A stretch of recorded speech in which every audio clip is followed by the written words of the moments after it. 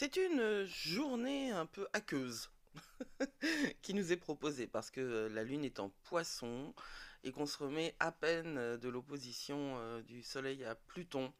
Alors, ça va remuer des choses importantes. Bonjour, c'est Judith d'Astrologie et compagnie et je vous présente les brèves de Lune pour le 24 juillet 2024.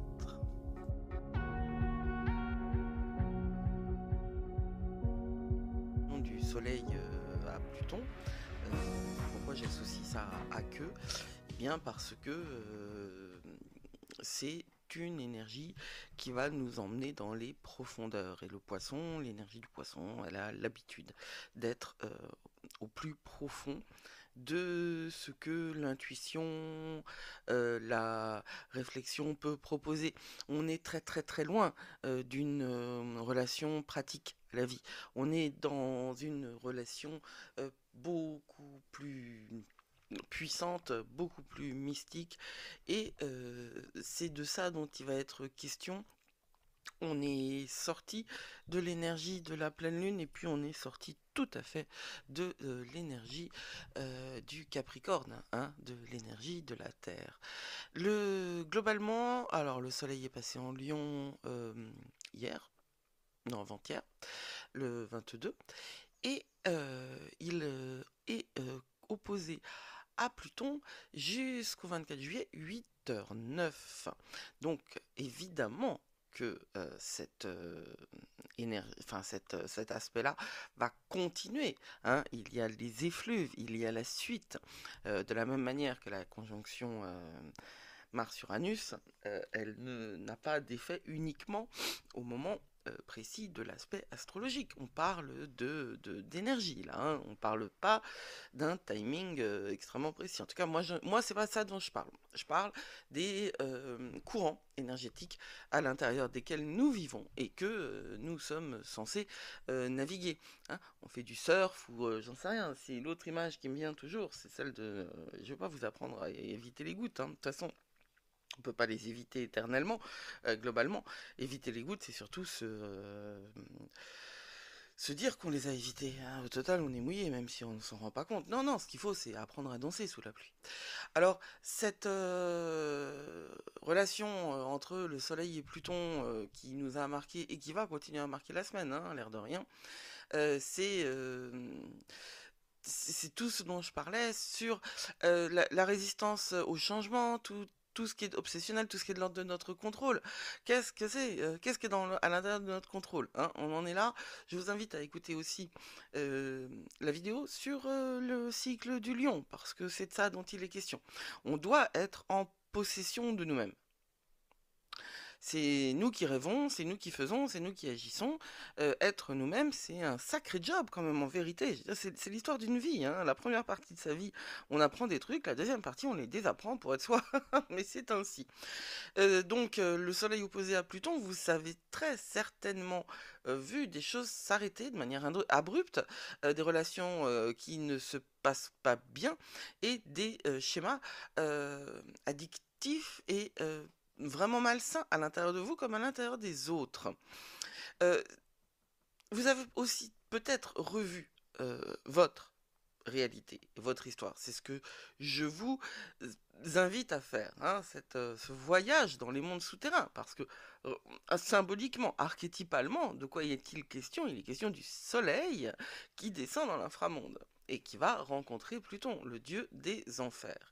Et ce dieu des enfers, il existe dans la mythologie grecque, il existe dans la mythologie romaine, il existe un peu partout, d'une manière qui devrait nous renseigner sur l'obligation de dealer avec ces ombres parce qu'elles sont là et que les refouler, les repousser, les étiqueter comme étant mal, mauvaises, eh bien c'est leur laisser de la place. C'est leur laisser la place de se développer en nous et de nous agir. Tout ce dont je parle, l'astrologie que je pratique, c'est une astrologie pour ouvrir à la conscience. Alors quand la lune est en poisson, eh bien... euh, C'est une journée où on doit faire attention à ce qui s'est passé les journées d'avant. C'est évidemment introverti, intuitif. Le poisson, l'énergie du poisson, elle travaille avec le subconscient, hein.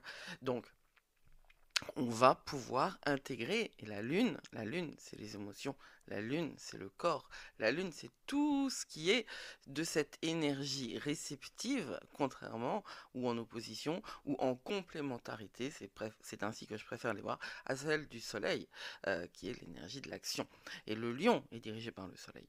Et on est donc entre le lion et le poisson sur une polarité qui va nous permettre justement de trouver le dialogue à l'intérieur de nous entre ce qui est de l'ordre du masculin et ce qui est de l'ordre du féminin, de l'énergie, hein, j'entends bien, toujours pareil, il ne s'agit pas de genre, il ne s'agit pas de biologie. Quand la lune est en poisson, il y a des rêves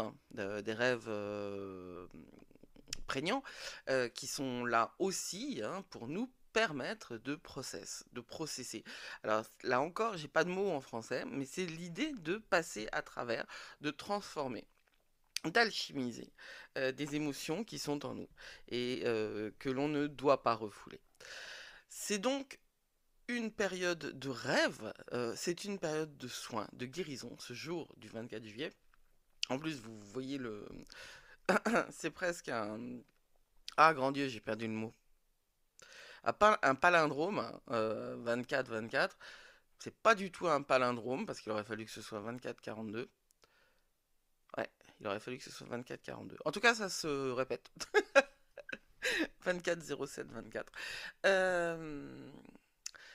Et oui, pour certains qui travaillent avec la numérologie, ça peut être une date très particulière qu'il faut prendre en considération.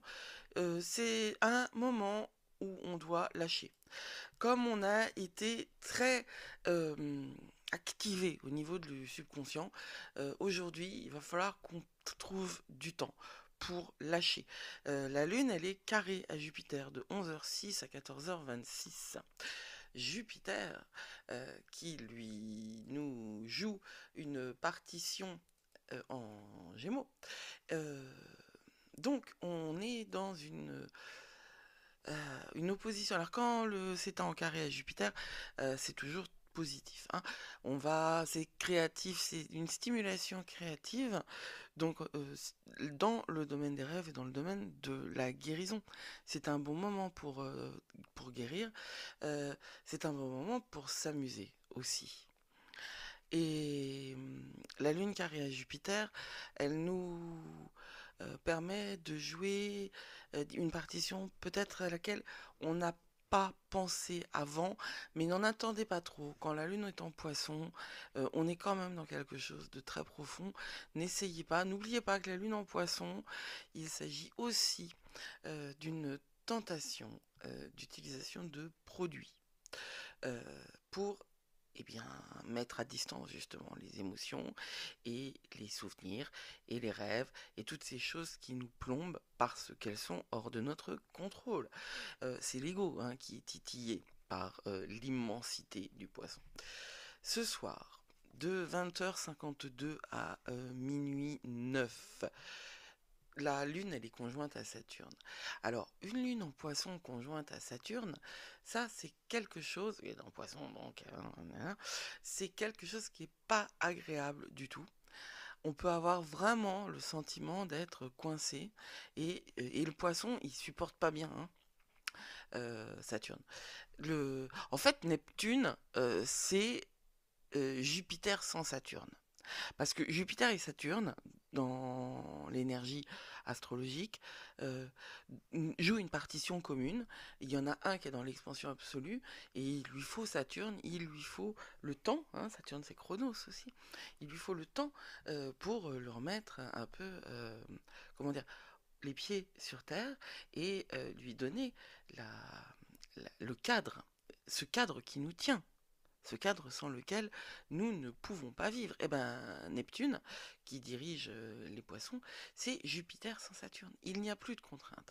Et quand la Lune est en poisson, elle rencontre une contrainte, elle rencontre cette obligation et qu'elle est conjointe à Saturne, évidemment, elle rencontre cette obligation de Eh bien, d'être dans le temps, d'être dans une incarnation, d'être dans cette réalité du quotidien qui peut nous gonfler, mais qui est quand même bien présente et à laquelle personne ne peut échapper, quoi qu'il en veuille, pardon, quoi qu'il en veuille. Alors, on va utiliser cette énergie-là pour tenter de créer une stabilité émotionnelle, puisque Saturne est un poisson, puisque Saturne va construire, et là elle construit depuis un bout de temps déjà, nos limites hein, dans le domaine du poisson, même si c'est paradoxal, il en faut. Et bien quand la Lune est conjointe à Saturne, quand bien même on serait dans une espèce de blocage un petit peu émotionnel, c'est une bonne nouvelle. C'est une bonne nouvelle parce qu'il y en a trop d'émotions quand la Lune est en poisson et quand Saturne est en poisson. Alors on va pouvoir utiliser ce soir pour travailler dans une forme de concrétisation de nos rêves. Projetez vos rêves, rêvez, hein, rêvez, mais rêvez sur un plan, avec un plan, je veux dire. Ne rêvez pas, enfin vous faites ce que vous voulez, mais l'idée pour utiliser cette énergie-là, c'est de rêver une, euh, avec une feuille de route que vous saurez appliquer plus tard. J'ai été fort bavarde, je vous laisse pour cette belle journée qui s'annonce tout de même, et je vous dis à bientôt. Vous êtes plus fort que vous croyez, n'oubliez pas, blessed be.